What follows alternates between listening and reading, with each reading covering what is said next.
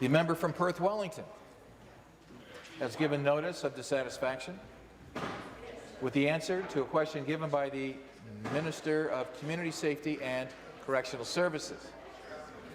The member has up to 5 minutes to debate the matter, and the minister may reply for up to 5 minutes. I now turn it over to the member from Perth-Wellington. Thank you, Speaker. Speaker, yesterday I questioned the minister about my private member's bill, the Rea and Walter Act, and I noted that the bill passed second reading unanimously. It died, however, when this government, for political reasons, decided to prorogue the legislature. So I asked the minister to fast-track the bill so we could have it passed into law before the June election. After all, everyone agrees with it. This should not be controversial. You're absolutely right. But in the minister's answer, she injected partisanship where there should be none. First, she told me to reintroduce the bill again this session. Well, I'm happy to report that was done 2 weeks ago. It's been on the order paper since March 27th, in fact. Then in her second response, the minister tried to blame the new leadership for the PC party for her own failure to advance the bill. That's funny, since Doug Ford has only been on the job for, what, 4 weeks? It's astonishing that this minister, as part of a Liberal majority government, would blame Doug Ford for its own failure to act. It's astonishing that this minister would do that after spending a whole year of doing absolutely nothing to move this forward. What an insulting response. Absolutely. To her credit, the minister spoke about creating an expert fire table. That's all well and good, and I support that effort. Indeed, the government recently issued a bunch of regulatory changes under the Fire Protection and Prevention Act. The changes dealt with issues like mandatory training and certification of firefighters and conducting community risk assessments. More red tape. Well, what about truss and lightweight identification, Speaker? The minister said in her answer that the expert fire table had in fact reviewed my bill. What was the outcome of that review? It's very odd because the government supported my bill at second reading back in April. They were wise to do so. The Rea and Walter Act is broadly supported by many local fire chiefs and stakeholder groups across the province. That includes the Association of Ontario Fire Chiefs, the Insurance Bureau of Canada, and the Ontario Society of Professional Engineers. And I was honoured to have their support. During second reading debate last April, we had about 40 people in the galleries above you, including firefighters from Perth-Wellington and across the province, and of course the Rea and Walter families. It was a proud moment and also an emotional moment for everyone who was involved. In the months that followed, however, our optimism turned to disappointment. The government allowed the Rea and Walter Act to languish. Firefighter safety is something we should all be able to agree on. Absolutely. This is not a partisan issue. It's not time to take a cheap shot at PC leader Doug Ford.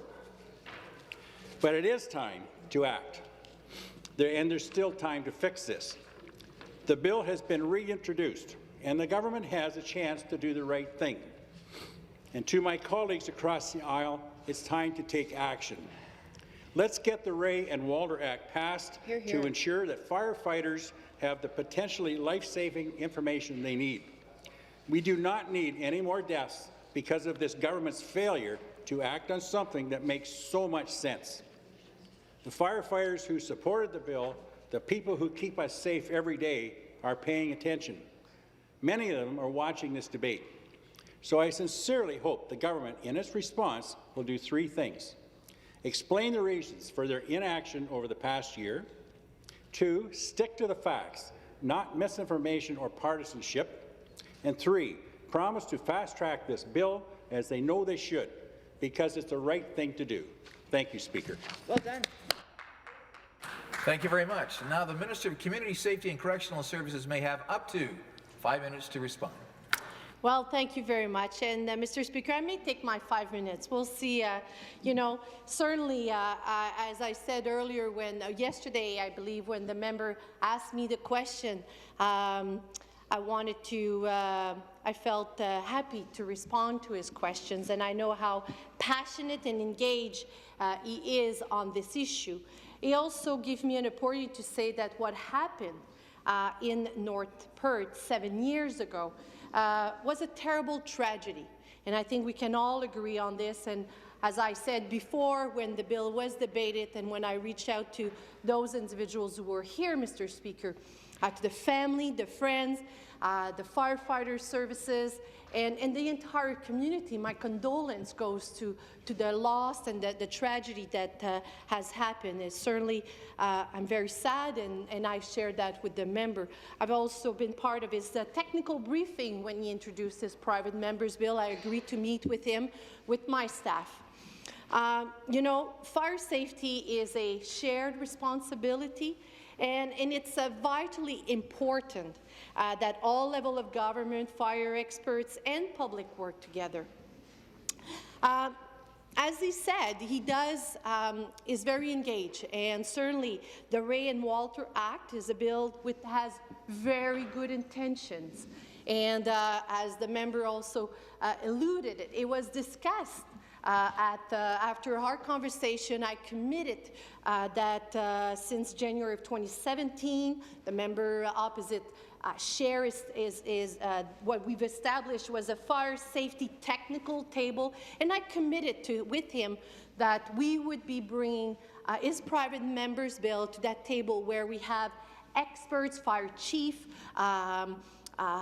expert individual who deals with fire safety issues in our province. And it was reviewed, it was discussed. Certainly there is a broad support, according to the member opposite, but my understanding, and speaking with others, there is a component part of the bill that, you know, when it comes to the time and what we potentially can move forward in terms of ensuring safety of our firefighters, the decal are difficult to maintain. So I look at, you know, in terms of province-wide, in terms of Toronto and everything. You know, it may not be apparent for responding crews and would convey a false sense of security, maybe to certain.